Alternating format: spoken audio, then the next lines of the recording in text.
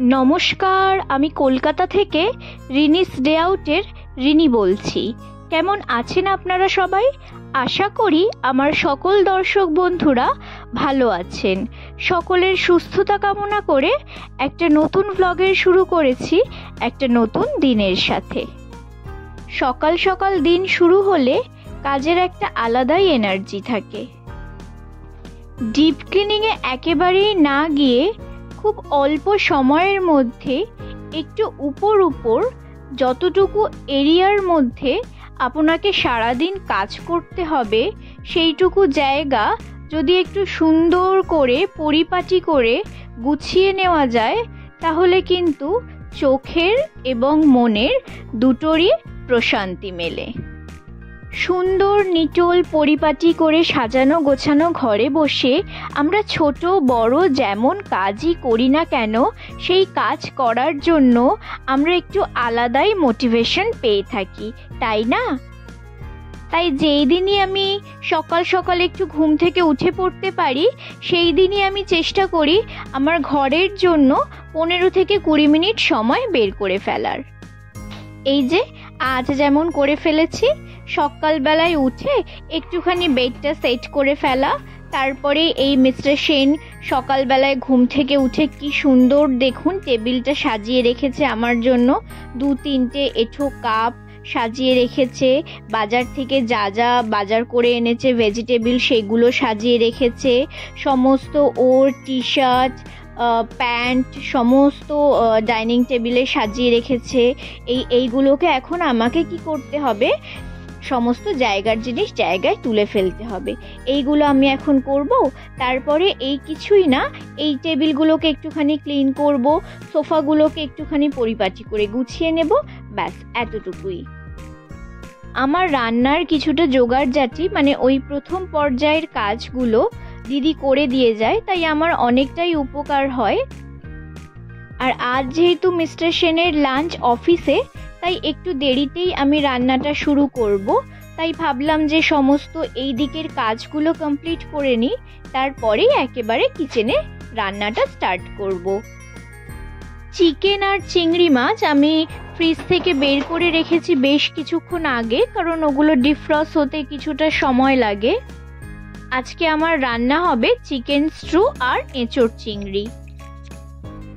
আজ যেহেতু অনেক সকালে ঘুম থেকে উঠেছি তাই মনটা আবার ভীষণ চা করছে, তাই ভাবছি আর একবার চা করব আর দুজনে একসাথে চা খাবো।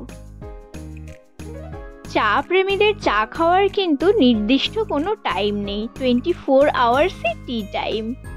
আর টি টাইম মানেই ফ্রি টাইম। এই সময় দুজনে একসাথে বসে সারাদিনের যা যা গল্প করার আছে মন খুলে করে নেওয়া যায় চা খেতে খেতে। চা খাওয়াটা কিন্তু শুধুমাত্র চা খাওয়া নয়, চা খাওয়াটা হচ্ছে বাঙালির কাছে একটা ইমোশন, সুখ দুঃখের গল্প করার সময়। ভুল করলে সরি বলা, রাগ করলে রাগ কমানো, চায়ের যে কত গুণ। এবার আমার এই বুদ্ধার পিকচারের সামনে যে হ্যাঙ্গিং সেলফটা আছে মানে ফ্লোটিং সেলফটা, তার মধ্যে এই শোপিসগুলো না অনেক দিন হয়ে গেছে ডাস্টিং ক্লিনিং করা হয়নি, তো ভাবলাম সেটাই একটু করে ফেলি, তো এটাই একটু চটপট করে নিচ্ছি।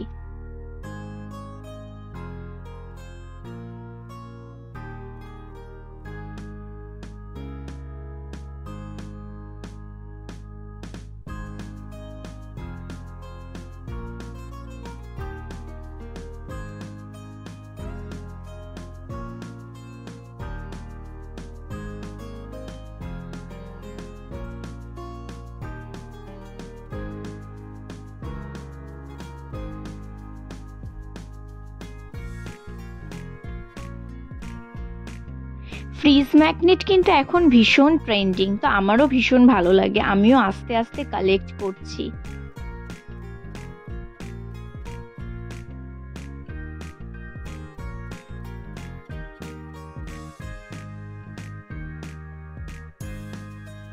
একদম আর্লি মর্নিং মিস্টার সেন পুজো দিয়ে দিয়েছে। আজকে নিয়ে এসছে একদম নলেন গুড়ের মাখা সন্দেশ আর বেদানা আর কলা বাটার আর নাড়ু, এই দিয়ে পুজো দিয়েছে। আর মালাও খুব সুন্দর করে পরিয়ে দিয়েছে ঠাকুরকে।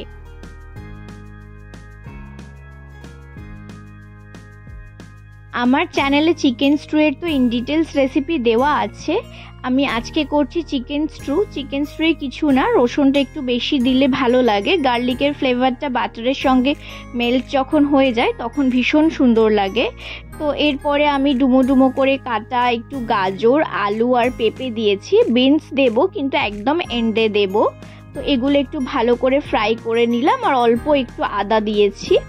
এবার চিকেনটা দিয়ে একটুখানি ফ্রাই করে নিচ্ছি এর সঙ্গে, আর কিছুই না। আর একটুখানি ব্ল্যাক পেপার দেবো। আমি স্ট্রুয়ে সাধারণত কাঁচা লঙ্কা দিই না, কারণ আমার মনে হয় যে কাঁচা লঙ্কার গন্ধটা ভালো লাগে না। এই যে আমি এখানে যে দেখাচ্ছি ক্যাচের ব্ল্যাক পেপারটা, আমার এই ক্যাচের ব্ল্যাক পেপার ভীষণ ভালো লাগে। এটা আমি চাইনিজ রেসিপি হোক বা স্ট্রু হোক সবসময় এই ক্যাচের মশলাটাই ব্যবহার করে থাকি। তো এটা দিয়ে ভালো করে একটু নেড়ে চেড়ে নিচ্ছি। নুন দিয়ে দিলাম। এবার কি করব, জল দিয়ে দেবো। ও হ্যাঁ, জল দেওয়ার আগে আমি যেটা করব, বিনসগুলো দিয়ে দেবো। বিনসটা আগে দিই না কেন, একদম বিনস যদি গলে যায় তাহলে চিকেন স্ট্রু কখনো খুব একটা ভালো লাগে না, তাই একটু আগে দিলাম। মানে একদম শেষে এসে দিলে কি হয়, একদম মানে গলে যায় না। দুটো হুইসেল দিলে একদম গোটা গোটা থাকে, বাট সিদ্ধটা খুব ভালো হয়, টেস্ট হয়। বাস এই রান্নাটা আমার হয়ে গেল। আমি প্রেসারের লিডটা দিয়ে দিলাম, দুটো তিনটে হুইসেল দিলেই হয়ে যাবে। এই যে হয়ে গেছে। আমি এই শেষে একটু বাটার অ্যাড করে দেব। এর পরের রান্না আমি করছি এঁচোড় চিংড়ি। আমি এঁচোড়টা পাশের গ্যাসে একটুখানি বয়েলের জন্য বসিয়ে দিয়েছি। চিংড়িটা ভালো করে ফ্রাই করে নেব। মিডিয়াম সাইজের চিংড়ি আছে। চিংড়িটা অপশনাল, আপনারা একদম ছোট সাইজেরও দিতে পারেন বা এর থেকে আর একটু বড়ও দিতে পারেন। যেমনটা অ্যাভেলেবেল থাকবে তেমনটা দিলেই হবে। একটুখানি গোটা গরম মশলা ফোড়ন দিয়ে নিলাম। আলুটা একটু ভালো করে ভেজে নিচ্ছি। আলুটা ফ্রাই করে তুলে রেগুলার মশলা ভালো করে কষিয়ে নিয়েছি। এবার সিদ্ধ করে রাখা এঁচোড়টা এর সঙ্গে ভালো করে কষিয়ে নেব। একটু ঢাকা চাপা দিয়ে গ্যাস কম করে কষালেই বেশি ভালো লাগবে এটা খেতে। যত স্লো ফ্লেমে করা যাবে এটা, তত কি হবে, এঁচোড়ের ভেতর থেকে এঁচোড়ের রসটা বেরিয়ে গ্রেভির সঙ্গে যখন মিশবে তাহলে কি হবে, স্বাদটা অনেকটা বাড়বে। এরপরে কিছুই না, জল ঢেলে দেব সেদ্ধ হওয়ার জন্য ভালো করে। আর শেষে এসে এই যে চিংড়ি মাছটা অ্যাড করে দিলাম। আর পাশের গ্যাসে দিদি রুটিটা করে নিচ্ছে। এই যে আজকের মতো এখানেই রান্নাটা শেষ। আর এঁচোড় চিংড়িতে একটুখানি যদি বেশি পরিমাণে ঘি আর গরম মশলা অ্যাড করা যায় তাহলে স্বাদ অনেকটাই বাড়ে, তাই আমি একটু বেশি করে গাওয়া ঘি দিয়ে দিচ্ছি। ঘি খাওয়া যদি স্বাস্থ্যের জন্য কারোর বারণ থাকে সেই ক্ষেত্রে না দিলেও খুব একটা অসুবিধা হবে না। একটু চিনি দিলে টেস্টটা ব্যালেন্স হয়। আপনারা চাইলে দিতেও পারেন, নাও দিতে পারেন। আমার এঁচোড় চিংড়ি পুরো রেডি পরিবেশনের জন্য। এই যে এইদিকে দেখুন, এই বোতলটা নিউ মার্কেট থেকে দিয়েছে আমার ভাই। ও বলেছে এটা গোপুর সামনে জ্বালিয়ে রাখতে। তা আমি অনেক দিন ধরেই জ্বালছি, ব্যাটারিটা কিন্তু এখনো ঠিকঠাকই আছে। আর এই যে এই এতগুলো চকলেট দেখে আপনারা কি ভাবছেন, আজকে আমার গোপুর বার্থডে? না না, একদমই না। এই ভিডিওটা আমি যেদিন করেছি সেই দিন ছিল হচ্ছে চকলেট ডে, তাই মিস্টার সেন গোপুর জন্য নিয়ে এসছে এই এতগুলো চকলেট। আমি সব একদম প্লেটের মধ্যে সাজিয়ে আমার গোপুকে দিয়ে দিলাম।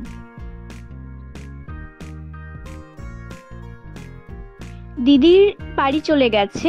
দিদি যাওয়ার আগে এই সমস্ত কাজগুলো করে দিয়ে যায়, মানে গ্যাসের কাউন্টার টপ, আমার গ্যাস সবকিছুই পরিষ্কার করে দিয়ে যায়। কিন্তু এই যে আমি যা রান্না করেছি সেইগুলো যখন আমি ফ্রিজে তুলি তখন কি হয়, একটু আধটু ছিটে তো পড়েই যায়।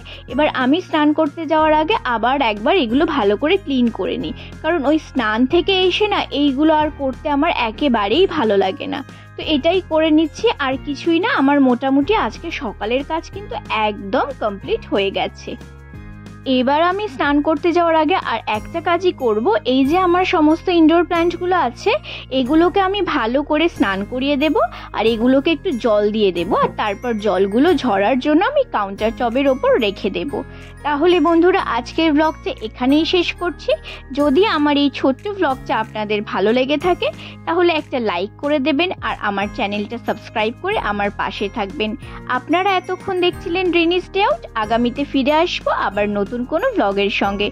আর যারা আমার ফেসবুক প্রোফাইল থেকে আমার ব্লগটা দেখছেন তারা অবশ্যই আমার প্রোফাইলটা ফলো দিয়ে রাখবেন আমার প্রত্যেকটা ব্লগের নোটিফিকেশন পাওয়ার জন্য। তাহলে আজকের মতো এতটুকুই। সকলে ভালো থাকবেন, সুস্থ থাকবেন আর পরিবারের সাথে থাকবেন।